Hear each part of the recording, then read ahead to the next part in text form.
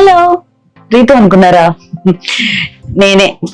So మజాకా sets లో ఎలా ఉంటారు ఏంటి ఆర్టిస్టులు అందరూ ఎలా జరుగుతుంది షూటింగ్ అని చెప్పేసి సెట్ కి వచ్చాను అనమాట సరదాగా. సో రీతు గారు చూస్తే షార్ట్ లో ఉన్నారు. సరదాగా క్యారవెన్ చూద్దాము, అసలు హీరోయిన్ కి ఎన్నెన్ని ఐటమ్స్ యూజ్ చేస్తారు చూడండి. అసలు వాళ్ళ చెప్పులు కానీ లేకపోతే జ్యువెలరీ కానీ బట్టలు కానీ ఇన్ని ఉంటాయి. ఇది చూసి ఇక్కడే స్ట్రక్ అయ్యి అన్ని అబ్జర్వ్ చేస్తున్నాను. సో ఎవరైనా చూస్తే ఏమైనా అనుకుంటారేమో, మీరు చూసేశారు. పదండి మనం సెట్ లోకి వెళ్ళి వాళ్ళతో మాట్లాడదాం. Okay, see you, let's go.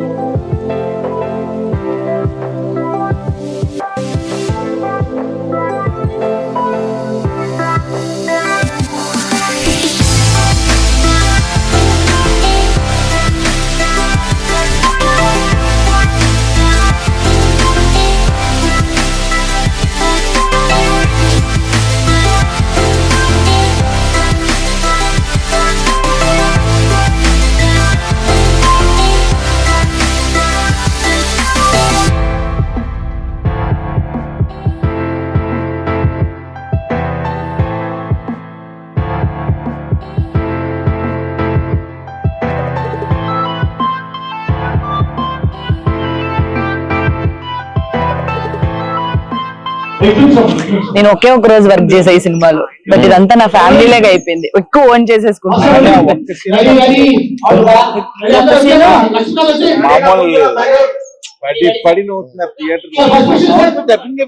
చెప్పాను సార్, సినిమా ఫ్లో కి ఆ సీన్ కి అసలు ఏమన్నా సింక్ ఉంటుందా?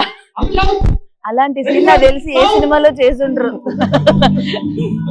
కానీ షూటింగ్ లో చాలా కష్టం అబ్బా. మేకింగ్ సినిమాలు చూసి ఈజీగా మనం అనేస్తాం గానీ అక్కడ ఆన్లైన్ ఎడిటింగ్ చేస్తాడు స్వామి. యా స్వామి, ఇక్కడ ఎలా ఉంటదంటే ఆ షార్ట్ ఇక్కడ వెంటనే రికార్డ్ మనం షూట్ చేయడం, ఇక్కడ ఎడిట్ చేయడం, ఆన్లైన్ ఎడిట్ ఇమీడియట్ అయిపోతుంటది. మా ఊరు దగ్గర ఇల్లూరు చుట్టాలు అనకాపల్లి దేవర. రేపు వెళ్తున్నాను సార్ నేను. కోండ్రం దగ్గర ఏదో ల్యాండ్ ఉందంట చూడడానికి.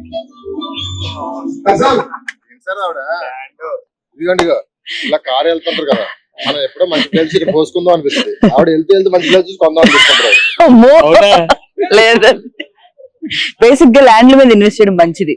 సో మజాకా సినిమా హిట్ అయిన తర్వాత డబ్బులు వస్తాయి చూడండి, అందులో నేను ఒక రోజు చేసినందుకు కొంచెం అమౌంట్ ఇవ్వండి. ల్యాండ్ మీద ఇన్వెస్ట్ చేసుకుంటా. దీనికి మాట రాదు, ఎందుకు ఇస్తారు మాకు? కాదండి, ఇది ఎలాగో హిట్ అవుతుంది, డబ్బులు వస్తాయి. ఒక రోజు చేసినందుకు ఇవ్వచ్చు కదా. నిజంగా ఈ బిట్ ఉంచండి, సినిమా హిట్ అవ్వగానే మీకెందుకేమో అంటే ఎంత పర్సెంటేజ్ ఇవ్వచ్చు? అది ఎప్పుడో ఇచ్చారు.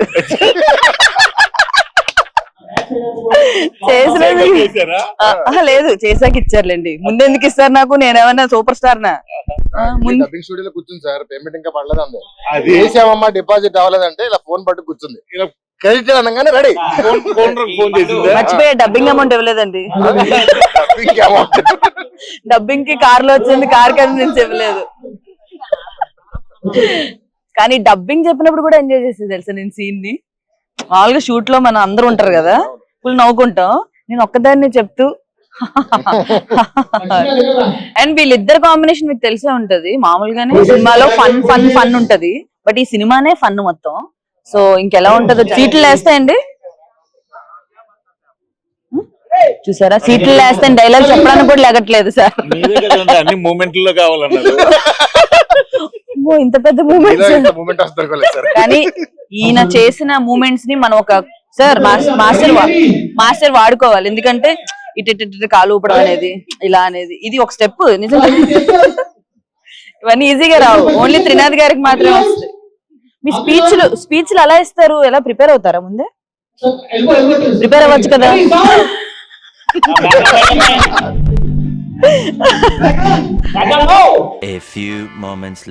వర్క్ మోడ్ లో ఉన్నారు, మన మీద డిస్టర్బ్ చేసినట్టుంది సెట్స్ లో. సో పక్కకి వెళ్ళి రైటర్ గారిని డైరెక్టర్ గారిని కొన్ని క్వశ్చన్లు అడుగుదాం. Let's follow. ఒక అబ్బాస్ మస్తాన్, ఒక సలీం జావేద్, ఒక ఎంజీఆర్ కరుణానిధి, ఇలా చెప్పుకుంటూ పోతే చాలా మంది. మీరే డౌట్ పడకండి. సరే మనం మజాగా గురించి మాట్లాడదాం. అసలు అంశు గారిని మళ్ళీ రీఎంట్రీకి తీసుకుందాం అని ఎందుకు అనుకున్నారు ఫస్ట్? నాకు అది బికాజ్ నాకు 1 day లోనే ఆవిడ చాలా క్లోజ్ అయిపోయి అబ్బా మళ్ళీ బ్యాక్ వచ్చారనే హ్యాపీనెస్ చాలా ఎక్కువ ఉంది. అందుకే ఫస్ట్ క్వశ్చన్ అంశు అడిగారా? అంశు గారి గురించి తెలుసుకోవాలండి. ఫస్ట్ ఎలా అప్రోచ్ అయ్యారు, ఆవిడ రోల్ ఎలా ఉంటది, ఆవిడ జర్నీ ఎలా ఉంది ఈ సినిమాలో, అవన్నీ మాకు చెప్పండి. అంశు గారి రోల్ ఎలా ఉంటుందో ప్రసన్న గారు చెప్తారు, అప్రోచ్ నేను చెప్తాను. ప్రాపర్ గా అంటే హీరోయిన్ ఉండాలి, రావు రమేష్ గారి కాంబినేషన్, బట్ హీరోయిన్ లా ఉండాలి. అంటే రావు రమేష్ గారి ఈ అమ్మాయిని పడేయడం జన్మకు అవుతుందా అన్న ఫీలింగ్ చూసే వాళ్ళకు ఉంటే కథలో కూడా ఒక ఇంట్రెస్ట్ ఉంటది. సో అలాంటివి ఉండాలి. ప్లస్ ఇప్పుడు రెగ్యులర్ గా కాకుండా ఫ్రెష్ గా అంటే బ్రీజీగా ఉండాలి. సినిమా అంతా ఒకలా ఉన్న వాళ్ళిద్దరిది ఫ్రెష్ గా ఐడియానే ఫ్రెష్ గా ఉన్నప్పుడు అది బ్రీజీగా ఉండాలని అనుకుంటుండగా సడన్ గా ఈవిడ కనిపించారు. అది ఎలా కనిపించారు ఏంటి ఆయన చెప్తారు కానీ కనిపించారు. యాక్చువల్ గా ఏంటంటే మేము ఏమనుకున్నాం అంటే ఒకసారి పాతప్పుడు సూపర్ పాపులారిటీ ఉన్న హీరోయిన్లు ఉన్న వాళ్ళు మళ్ళీ చాలా నాలుగు తర్వాత చేయకుండా ఉంటారు కదా, అలాంటి వాళ్ళు ఎవరున్నారని లిస్ట్ అవుట్ చేసాం. లిస్ట్ అవుట్ చేస్తే ఈమె పేరు, ఈమె ఎక్కడుంటారో తెలీదు, ఏం తెలీదు. సో ఎక్కడుంటారో ఏంటో తెలీదు. సరే ఒకసారి ఈమెను కనుక్కుందాం. ఎందుకంటే మన్మధుడు సినిమాలో బాగా ఫేమస్ కదా. పాడ్కాస్ట్ లో సడన్ గా ఒక పాడ్కాస్ట్ లో కనపడిందండి. అలా రాత్రి పూట ఇలా చూస్తుంటే లేచి ఉలిక్కి పడి లేచా నేనైతే. అసలు ఈవిడ మర్చిపోయాము. మేము అంజలా జవేరి ఆ యాంగిల్ లో తిరుగుతున్నాం మేము. అప్పుడు కనిపించింది ఎక్కడున్నారు, లండన్ లోనే మొత్తం మీద వెళ్ళా ఫోన్ నెంబర్ తీసుకుని ఫస్ట్ ప్రొడ్యూసర్ గారు చేశారు. మాట్లాడిన తర్వాత వీడియో కాల్ లో కూర్చోబెట్టి కథ చెప్పాం. ఆవిడ కథ చెప్తున్నప్పుడు సగం కథ అయిన తర్వాత ఉండి చేతులు వెళ్ళా అంటుంది, ఉండి చేతులు వెళ్ళా అంటుంది. ఈవిడేంటి కింద ఎవడుకొని నొట్టేస్తుంది కథ ఎక్కడ ఏంటి అర్థం అవ్వట్లేదు నాకు. కాసేపు అయ్యాక చెప్పింది ఏంటంటే ముందు అంటే కథ బాగుంది, మహా అయితే ½ an hour చెప్తారు, నాకు అంతకంటే ఏం చెప్తారన్న ఫీలింగ్ లో వెళ్ళి వాళ్ళ ఫ్యామిలీని ఎక్కడ పికప్ చేసుకోవాలి. వాళ్ళ కాలేజ్ లో ప్రిన్సిపల్ వాళ్ళకి చెప్పేసిందంట నేను రావట్లేదు, వాళ్ళని అక్కడ కూర్చోబెట్టని చేరలేదు, ఎంత టైం అవుతుందో కూడా నేను చెప్పలేదు.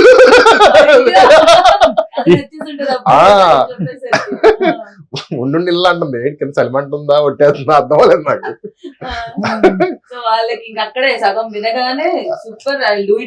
ఆవిడకి డెఫినెట్ గా అంటే ఈ తర్వాత ఎన్ని సినిమాలు చేసినా కూడా ఇది మాత్రం నిలబడిపోద్ది లైఫ్ టైం. వాళ్ళ పిల్లలకు గానీ నెక్స్ట్ జనరేషన్ కూడా ఆ సినిమా చేశానని చెప్పుకునే. ఇంకోటి మళ్ళీ ఇన్ని సంవత్సరాల తర్వాత మళ్ళీ వచ్చి సినిమా చేసి ది బెస్ట్ ఫిల్మ్ తో మళ్ళీ ఈ సినిమాతో అదైతే ఎక్స్పెక్ట్ చేయగలం. మీ ఇద్దరు కాంబినేషన్ వస్తున్న సినిమా అంటే ఆబ్వియస్ గా ద బెస్ట్ ఉంటది. అందులో అంశు గారు జాయిన్ అయ్యి చేయడం అనేది ఇంకా సూపర్. అదే మీరు జాయిన్ అయ్యి ఒక క్యారెక్టర్ చేయబోతే ఇంకా సూపర్. అది మాకు ఇంకా నమ్మకాలు పెరిగిపోయాయి. మా మజాక్ నన్ను ఎక్కడ మర్చిపోకుండా అక్కడెక్కడ వెళ్ళి నేను చేయడం నాకు హ్యాపీగా అనిపించింది మీ కాంబినేషన్ మూవీలో. And waiting for that, like cinema చూడాలని చాలా వెయిట్ చేస్తున్నా. చూద్దాం. నెక్స్ట్ సందీప్ కిషన్ గారు, రావు రమేష్ గారు, ఫాదర్ అండ్ సన్, వీళ్ళ కోసం రాసుకున్నారా స్టోరీ? ఈయనైతే రావు రమేష్ గారిని మైండ్ లో పెట్టుకునే నేను రాసినప్పటి నుంచి ఎప్పుడు నాకు, అంటే ఈ కథ ఇప్పుడు కాదు, మేము ధమాకా చేస్తున్నప్పుడే పూర్తిగా కాకపోయినా లైట్ గా లైన్ గా తెలుసు. అప్పటి నుంచి రావు రమేష్ గారు అని అనేవారు. ఈయన ఫస్ట్ నుంచి ఆయన అనేవారు, అనుకోకుండా ఆయనే అందులో పడడం జరిగింది. ప్రాపర్ యాక్టర్ అండి, మీ యాక్టింగ్ క్రాఫ్ట్ తెలిసిన యాక్టర్. ఇక్కడ ఏ క్యారెక్టర్ కి ఎంత వరకు ఏం చేయాలి, మాడ్యులేషన్స్ ఎలా ఇవ్వాలి, everything top notches. Next level అండి. And I can see that fun అనగానే ఆయన యాంగిల్ నుంచి ఎలా వస్తారో అర్థమవుతుంది. ఆయనతో వర్క్ చేశాను. యాక్చువల్ గా ఈ సినిమా అనుకున్నప్పుడు అందరూ ఫాదర్ సన్ కదా, ఆల్రెడీ హీరోగా చేసిన వాళ్ళు కొంతమంది పెడదాం ఇది అంటే నేను అన్నాను వాళ్ళు ఇంతకు ముందు చేసింది. ఎనీ గివెన్ హీరో ఇంతకు ముందు హీరోగా చేసిన వాళ్ళు ఎవరన్నా చేసింది. అది ఈయన ఆ పనులు చేస్తుంటే అది ఫ్రెష్ గా ఉంటది, చూసేవాళ్ళు అది ఉంటది. పెద్ద తరహాలో లేకపోతే ఇవి చేస్తారు కానీ ఈ యాంగిల్ లో ఎక్కువ ఎక్కడ మార్నింగ్ వచ్చి ఉంటే మీకు తెలిసి ఉండేది ఒక 50 మంది డాన్సర్లతో ఆయన డాన్స్ బిట్లు వేస్తున్నారు. రావు రమేష్ గారు చూస్తున్నప్పుడు మేమే విపరీతంగా పట్టు వస్తుంది మాకు. వెనకాల 50 మంది డాన్సర్లు ఫేస్ ఎక్స్ప్రెషన్ నవ్వొస్తుంది ఏదైనా పని ఇది స్టెప్స్ చేసినప్పుడు ఆయన చూడాలి నేను ఊహించుకుంటున్నా. ఆయన షార్ట్ చేసి రావడం పక్కన కుర్చీ చేసుకుని కూర్చుని సార్ మిగతా అన్ని సినిమాల్లో నా కొడుకుని ఏమేం చేయొద్దని అవన్నీ చేస్తున్నారు సార్. రోజు అదే మాట ఆయన రోజు. Super super. కొత్త రావు రమేష్ గారిని చూడబోతున్నాం మనం ఈ సినిమాతో. అండ్ సందీప్ గారు అంటే సందీప్ గారి నుంచి నేను మేము వేసుకొచ్చాం సినిమా చేసినప్పటి నుంచి నాతో చెయ్యాలని ఇంట్రెస్ట్ అయింది. మీరు వయసుకు వచ్చినప్పటి నుంచి చూసారా? మేము వేసుకొచ్చాం నా ఫస్ట్ ఫిల్మ్ పేరు అది. Okay. So, ఆ మూవీ నుంచి ఆయన ఎప్పటి నుంచి interest. సందీప్ గారు అప్పటి నుంచి కరెక్ట్ గా చెప్పాలంటే దినాల్ గారు ఒక చిన్న సైజ్ ఫ్యాన్. ఆయన దినాల్ గారితో సినిమా చేయాలని ఆయనకి But అది అన్ని మీతో చేయాలనుకున్న వాళ్ళు చేయడం అండ్ మీరు ఎవరితో వర్క్ చేయాలనుకున్నారో వాళ్ళందరూ కాంబినేషన్ లో చేయడం డెఫినెట్ గా ఒక గుడ్ ప్రొడక్ట్ అనేది వస్తుంది. ఆ హెల్దీ అవునవును. ఎందుకంటే అందరం కలిసి ఇంట్రెస్ట్ పెట్టి సినిమా చేసుకుంటాం. చేసుకుంటే అది డెఫినెట్ గా హిట్ అవుతుంది. పాజిటివిటీ అనేది కనిపిస్తుంది ప్రతి దీంట్లో కూడా. అవును. అలానే అనిపిస్తుంది నాకు కూడా. అవును. సో నెక్స్ట్ రీతు గారు. దీంతో ఏంటంటే ఈ సినిమాలో 2 ఇంపార్టెంట్ క్యారెక్టర్స్ అంటే లేడీ క్యారెక్టర్స్ అంశు గారు రీతు గారు. వీళ్ళిద్దరి మధ్య ఒక భయంకరమైన వార్ జరుగుతూ ఉంటది. ఓహో. సో వార్ అంటేనే ఇద్దరు సరి అయిన కింగ్ లో లేకపోతే సరి అయిన ప్రిన్సెస్ లో ఉండాలిగా. సో అలాంటి ఫైట్ చేసే ఇది ఉండే అమ్మాయి ఎవరిలో కనిపిస్తుంది. చాలా ఇన్నోసెన్స్ అది ఉండొద్దు. ఓకే. ఇలా అనుకుంటున్నప్పుడు హీరోయిన్ సాఫ్ట్ గా అలా రీతు యాటిట్యూడ్ బాగా చేస్తుంది. బాగా యాటిట్యూడ్ అరగెన్స్ పెళ్లి చూపుల్లో గానీ అట్లలో గానీ అప్పుడు ఎవరిని ఎక్కడ పెట్టాలి అక్కడ పెట్టే పనులు బాగా చేస్తుంది. ఏదో గుర్తొస్తుంది. సో అందుకని ఈ క్యారెక్టర్ కి ఆమె సూటబుల్. సందీప్ గారు అసలు చాలా చాలా చేంజ్ అయ్యారు కదా అవును. పర్సనాలిటీ గానీ ఎవ్రీథింగ్ భలే కనిపిస్తున్నారు. నాకు ఈ మధ్యలో ఒక అమ్మాయి సందీప్ తో చెప్దాం అనుకున్నాం కుదరలేదు. ఒక అమ్మాయి ఎవరో నాకు ఇన్స్టాగ్రామ్ లో మెసేజ్ చేసి నేను సందీప్ ఫ్యాన్ అండి అని. ఓకే అది ఇదని మాట్లాడుతూ ఒక రోజు సినిమాలో జూనియర్ ఆర్టిస్ట్ వచ్చేసింది ఓన్లీ సందీప్ ని చూడడానికి. అది అయిపోయిందా నువ్వు అంటే సార్ నేను సందీప్ చూడడానికి వచ్చాను. సరే ఓకే నువ్వేంటి జూనియర్ యాక్టర్వా ఏది కాదు సార్ ఓన్లీ సందీప్ చూడడానికి ఎవరన్నా పట్టుకుని గుంపులో వచ్చాను.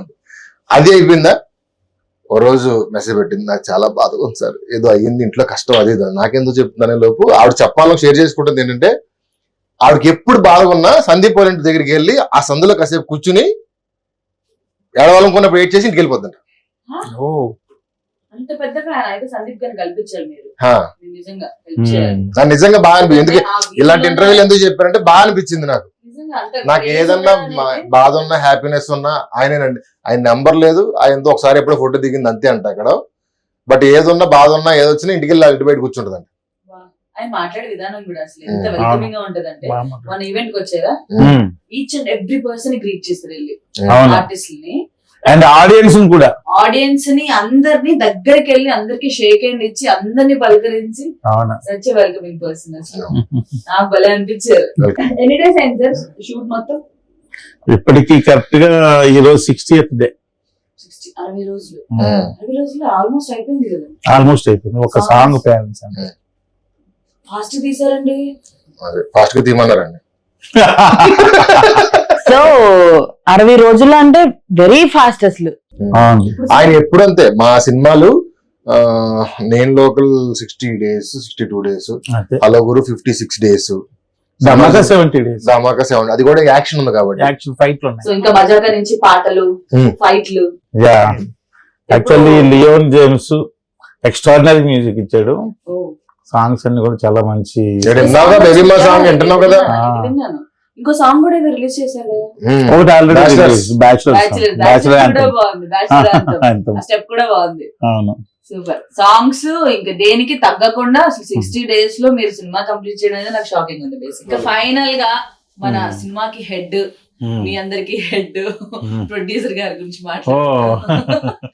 సో ప్రొడ్యూసర్ గారు మీకు స్టోరీ చెప్పగానే ఇమీడియట్ గా ఓకే అన్నారా లేకపోతే ఏంటి ఎలా ఒప్పుకున్నారు? కొంచెం టైం తీసుకున్నాడు నవ్వడానికి తర్వాత ఓకే చెప్పాడు. ఆయన చాలా ఇష్టపడి చేస్తాడు సినిమా మాత్రం చాలా ఇష్టపడి చేస్తున్నారు. So nice. ఈ సినిమాని తీసుకొచ్చి మౌంట్ చేయడానికి ఆయన నన్ను త్రినాథ్ గారిని సందీప్ గారిని అందరినీ తీసుకొచ్చి అంత అంటే ఇద్దరు ఫాదర్ అండ్ సన్ చేసేటప్పుడు ఇతనికంటే అతను పెద్ద ఉండాలి, Hmm. అతనికంటే ఇతను, ఇవన్నీ లెక్కలు ఉంటాయి. అది మనం వద్దనుకున్నా ఉంటాయి, లెక్కలు క్యాలిక్యులేట్ చేసుకుంటారు. But to make this happen ఆయన మాత్రం ఈ సినిమా చెయ్యాలి, నా బ్యానర్ లో చేయాలి, సమాజ వర్గం తర్వాత నాకు అంత పేరు గౌరవం, ఆ పేరు గౌరవం ఈ సినిమా కథతో వస్తుందని ఆయన నమ్మాడు. దాన్ని అందరిని తీసుకొచ్చి ఒంటి చేతితో పోరాటం చేసి తీసుకొచ్చి ఎక్కించాడు. క్రేజీ.